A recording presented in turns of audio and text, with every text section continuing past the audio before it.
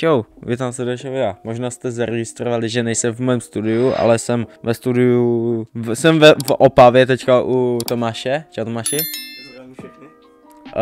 A dneska se budeme bavit o tomhle.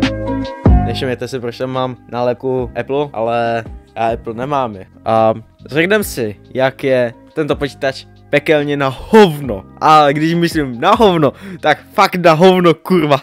Takže budeme se bavit o Acer Nitro 5. Takže teďka si k tomu řekneme nějaké specifikace.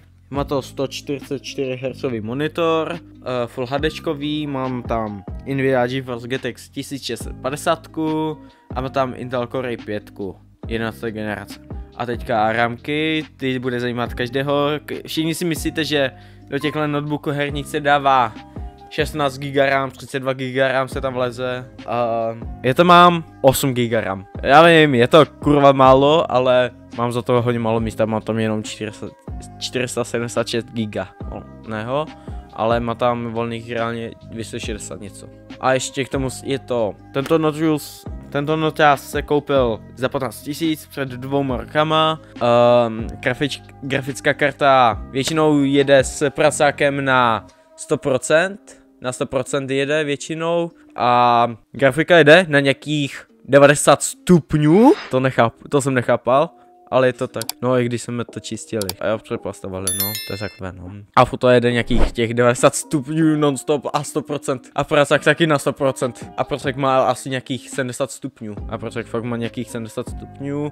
Ale když chcete třeba něco na práci, tak bych doporučil 100% Lenovo.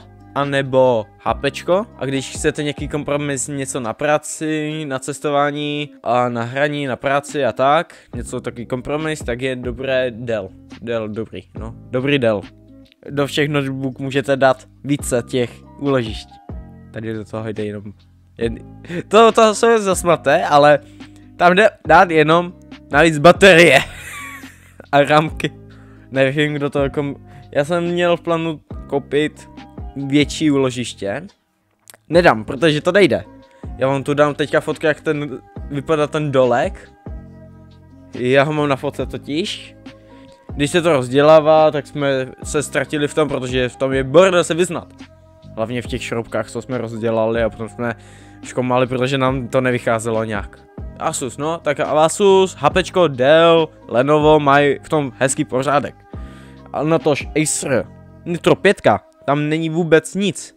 Come on. Radši bych doporučil, když budete doma, tak bych doporučil stolní komp, než noťaz. Noťaz je spíš na to cestování a na to, že nejste doma a na práci do školy a tak. Třeba Tomáš má normální stolní komp a prostě a i cestuje, tak má prostě 2-3 notebooky v baťohu. Come on. Natáčecí setup má. Natáčecí setup prostě v celém baťohu. A v každé kapse jeden telefon, sakra. No. My jsme se to snažili rozdělat. A ten systém je fakt na hovno. Ale když myslím na hovno, tak na hovno, protože to nešlo sundat. Takže, zaprvé. Je to na hovno, protože se to přehřívá. Máte z toho domácí saunu úplně. Pracák vám s grafikou jede na 100%. A grafika vám jede na 90 stupňů. I normálně, i když jsme to přelepili tou pasou chladicí, tak to furt drží teplotu kolem 90 stupňů. On totiž není jako herní notebook, on se snaží prostě hrát jako herní notebook, ale nejde mu to. Ale fakt musím aspoň ocenit to, že ten 144 Hz, že je fajný.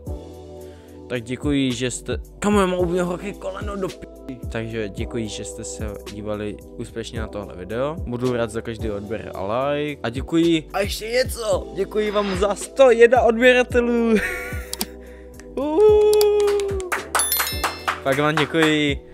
100 hranice nejlepší. Děkuji vám moc, jsem vám vděčný a doufám, že tu budete vždycky.